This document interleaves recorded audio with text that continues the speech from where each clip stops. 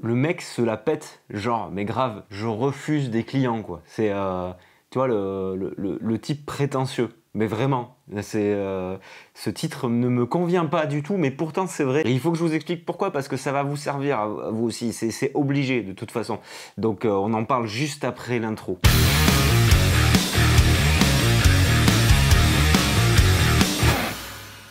Et salut les gens derrière l'écran, c'est François pour la chaîne Explique-moi encore, je suis ravi de vous retrouver encore une fois pour une nouvelle vidéo. Et si vous êtes nouveau ici sur cette chaîne, eh bien on parle de vidéos, de caméras, de matos, de montage, d'étalonnage, tout ça.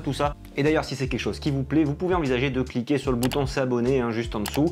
Il y a sur cette chaîne certainement des choses qui vont vous intéresser, donc pensez-y tout au long de la vidéo. À mon avis, ça mange pas de pain et c'est plutôt une bonne idée.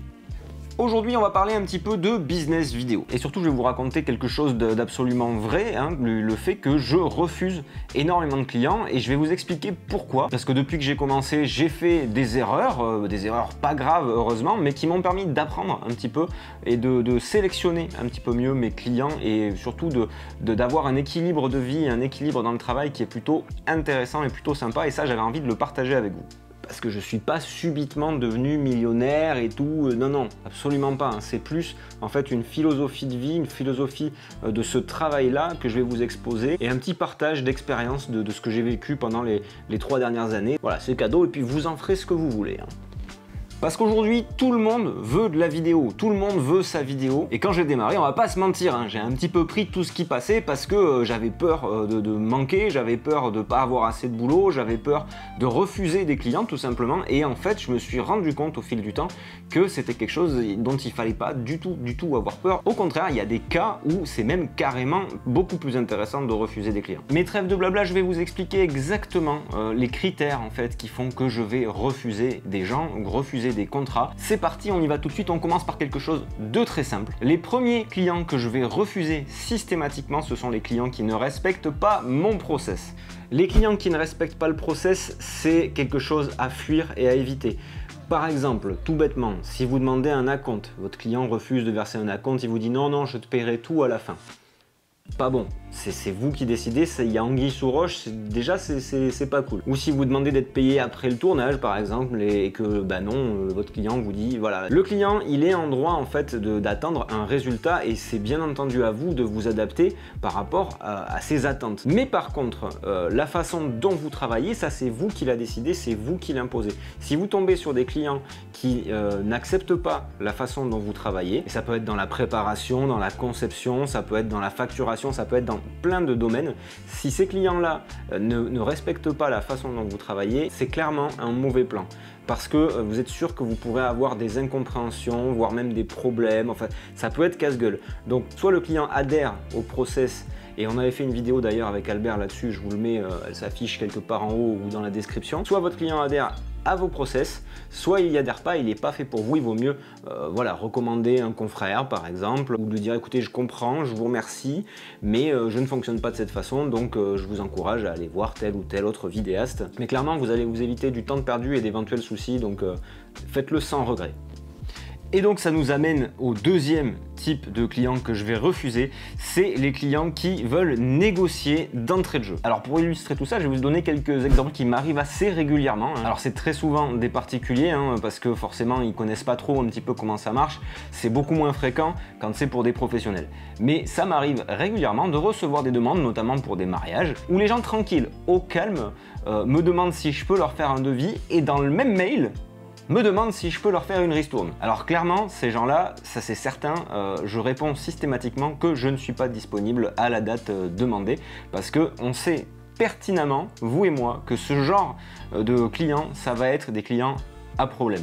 C'est-à-dire que les gens ne connaissent même pas la valeur du travail, j'ai même pas donné encore le tarif, ils sont pas allés voir, ils demandent déjà une ristourne.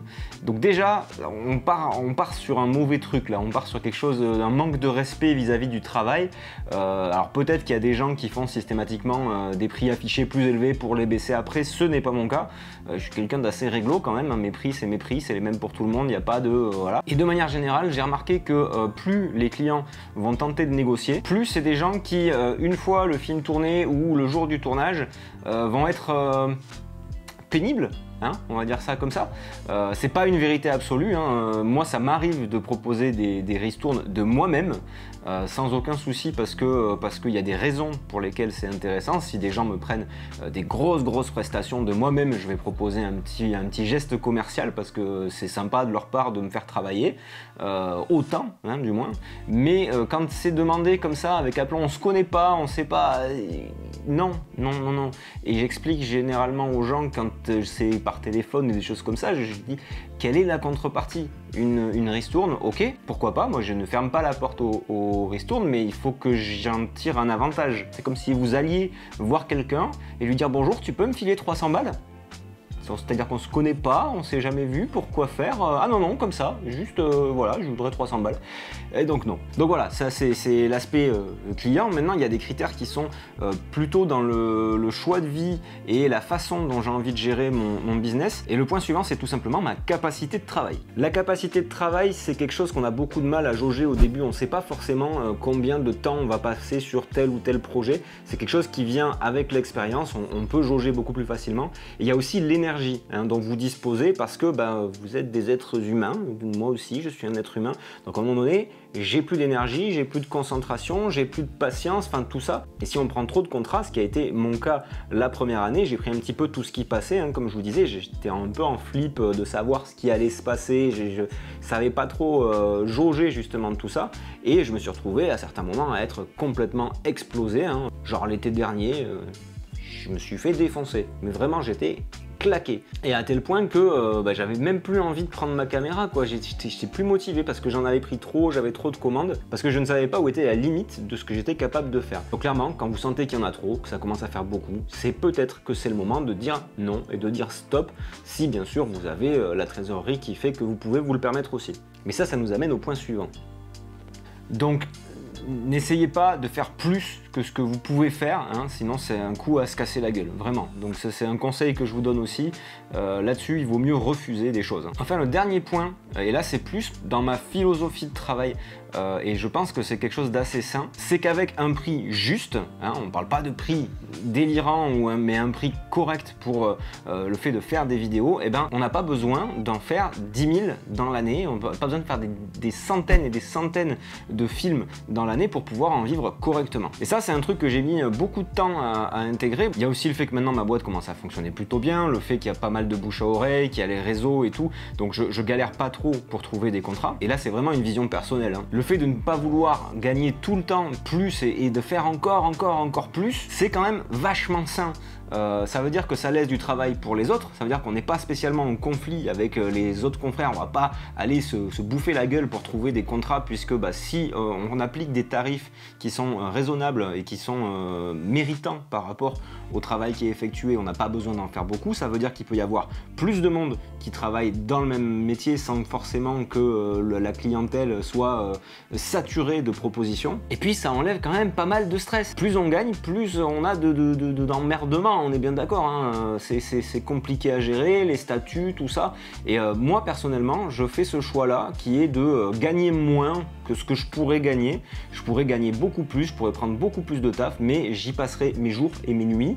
Je ferai peut-être une overdose, je serai peut-être à un moment donné saturé, dégoûté un petit peu de ce que je fais parce que je le ferai à la chaîne, ou alors il faudrait que j'emploie des gens, et auquel cas j'aurai la responsabilité de ces gens et de fournir du travail pour ces gens. Donc c'est non seulement il y a la responsabilité pour soi, mais il y a la responsabilité pour les autres. Il y a aussi tout le côté administratif, comptabilité, charge, où ça devient embaucher quelqu'un, c'est pas anodin. Donc ça veut dire qu'il faut bosser beaucoup, même si ça soulage en termes de travail primaire qui est la vidéo, c'est quand même beaucoup de travail derrière. Et puis moi mon objectif, moi ce que j'aime pour le moment du moins, c'est faire des vidéos, c'est filmer, c'est monter, et du coup si je le faisais plus, je pense que je m'emmerderais quand même à un moment donné, et ça serait un peu relou. Donc voilà, ça c'est ma philosophie. Mettez des prix qui sont corrects, faites des bons prix en fonction du temps que vous avez passé, le matériel que vous utilisez, mettez tout et faites-vous bien payer. Et après, si vous voulez avoir énormément de contrats, devenir très riche, embaucher des gens et faire une grosse structure, ça pourquoi pas, libre à vous. Mais sachez que vous avez aussi la possibilité de rester petit, humble. Moi comme je le fais personnellement, ça me convient très bien. Et puis puis ça me laisse du temps pour vous faire des vidéos sur YouTube aussi. Et ça c'est plutôt cool, parce que j'aime beaucoup faire ça aussi. C'est mon petit plaisir à moi, et surtout que là en ce moment j'ai que ce plaisir là. Donc voilà. Et voilà les amis, c'est tout pour moi. Aujourd'hui c'était pas un tuto, c'était pas des astuces, c'était des petits conseils, une petite philosophie de travail on va dire vis-à-vis de la vidéo. J'espère que ça vous aura plu. Si c'est le cas d'ailleurs, n'hésitez pas à mettre le traditionnel coup de blaster sur le pouce en l'air qui se situe juste en dessous de cette vidéo. Si ça n'est pas déjà fait, vous pouvez également vous abonner, activer la cloche, partager cette vidéo, faire du bruit. On est bientôt aux 50 000 et je vous prépare un truc de fou pour les 50 000. Vous n'êtes absolument pas prêts. Et puis dans les commentaires, n'hésitez pas à mettre si vous aussi vous avez cette même philosophie ou si vous avez une autre façon de voir les choses. C'est hyper intéressant, on peut en débattre dans les commentaires. Mais en attendant les amis, je vous dis comme d'habitude, restez curieux et à très bientôt pour une prochaine vidéo. Je remercie Marie pour les cheveux parce qu'on est passé à 2 doigts du drame, hein. On est bien d'accord pour ceux qui étaient là sur la vidéo précédente. Voilà, donc ça va beaucoup mieux, et les 50 000 abonnés, vous n'êtes pas prêts. Il va y avoir des cadeaux pour vous, des cadeaux, mais vous n'êtes absolument pas prêts, hein, je vous le dis clairement. Ça va être un truc de ouf, ça va être un truc de ouf. Donc plus vite on arrive aux 50 000 abonnés, plus vite vous aurez vos cadeaux. Voilà, moi je dis ça, je dis rien.